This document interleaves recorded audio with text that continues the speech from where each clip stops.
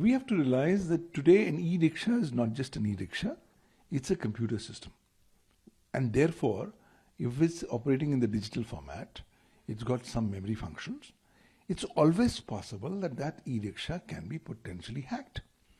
The systems can be hacked by legitimate apps, but which are misused in the wrong direction.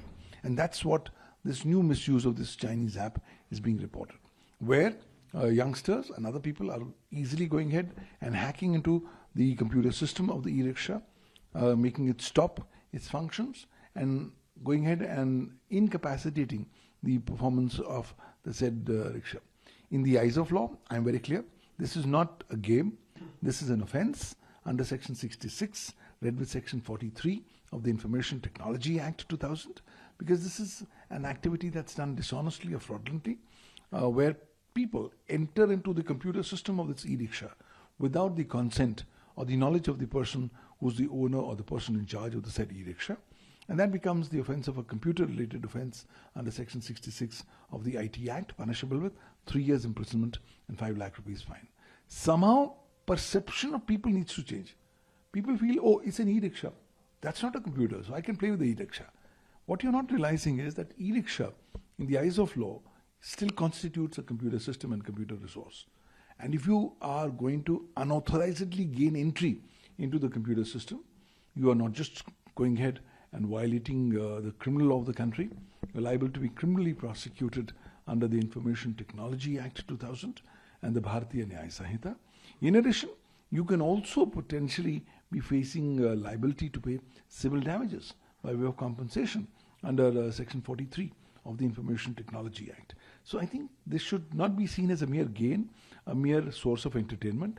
It's a serious exercise because you're hacking via Bluetooth or otherwise of the e-rickshaw computer system and network constitutes an act which prejudicially impacts and diminishes the value and utility of information that's residing in the said e-rickshaw and effectively stops e-rickshaws in large number of cases. So I think people need to be made more aware of these ramifications, and government needs to immediately come up with some matters where these kind of cases need to be booked under the IT Act and the Bharatiya Nyaya Sanhita.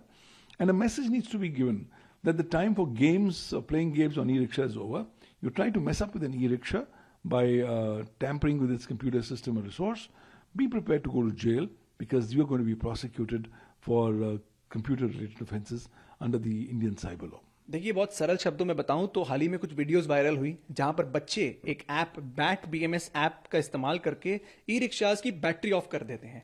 तो अब ये देखने में तो बड़ा चौंकाने वाला लगता है और ये शुरुआत सिर्फ एक प्रैंक से हुई, थोड़ी शरारत से हुई, लेकिन बात शरारत की नहीं है, यहां पर एक मेजर साइबर सिक्योरिटी का मुद्दा है। देखिए, आज भारत ईवी सेक्टर में 2-2.5 साल से बहुत हेवीली इन्वेस्टेड है, बहुत अच्छा काम भी कर रहा है, पूरी दुनिया की नजर भारत पे है। लेकिन इस समय पर हमें यह भी समझना पड़ेगा कि ईवी सेक्टर अभी नया है, अभी बहुत नेसेंट स्टेज पर है। धीरे धीरे जैसे चीजें आगे बढ़ेंगी, चुनौतियां भी बढ़ेंगी। तो ये सबसे बड़ी चुनौती है कि जो ये BMS यूनिट जिसको हम बोलते हैं, बैटरी मैनेजमेंट सिस्टम, ये बहुत ही चीप यूनिट्स बनाए जाते हैं। जब चिप्स यानी सस्ते यूनिट बनाए जाते हैं तो देखिए उसमें ना तो कोई सिक्योरिटी मेजर्स होते हैं, ना कोई और बाइफर्केशन होते हैं। जब सिक्योरिटी मेजर नहीं है तो ब्लूटूथ खुले में है। अब ब्लूटूथ जब खुले में है तो अगर कोई क्रिमिनल है वो उसको एक्सेस कर सकता है और वहां किसी भी ई रिक्शा की बैटरी का वो इंचार्ज ले सकता है। अब आपको लगेगा यहां पे कोई पैसों का लेन देन तो हो नहीं रहा, तो फर्क क्या पड़ता है? फर्क अर्थव्यवस्था पे पड़ता है। आप खुद सोचिए, भारत की रोड्स पे जब ये ई रिक्शास चलेंगे और किसी के पास इसका पूरा एक्सेस रहेगा,